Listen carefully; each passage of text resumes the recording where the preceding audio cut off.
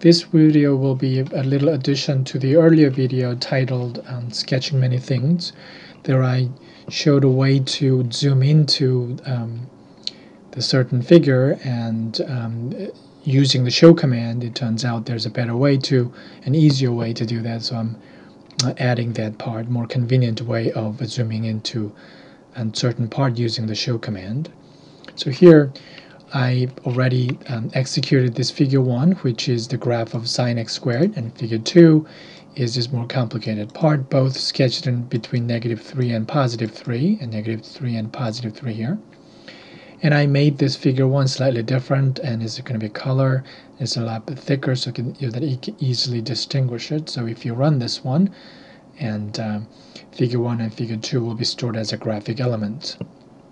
So if you run this command, it's going to show this figure 1 and 2 in the same coordinate system. And this is what you get. And if you want to zoom in to a certain part, for example, in between 1 and 2 and 0.5 in here, about this region, and what you have to do is that you add a little option in here at the end of the show command, which is called a plot range.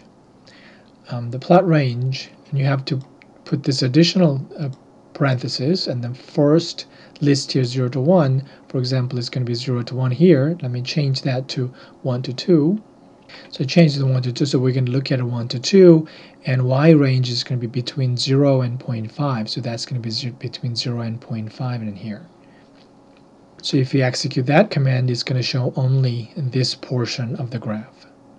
So if you run it, it showed just that the portion of the graph.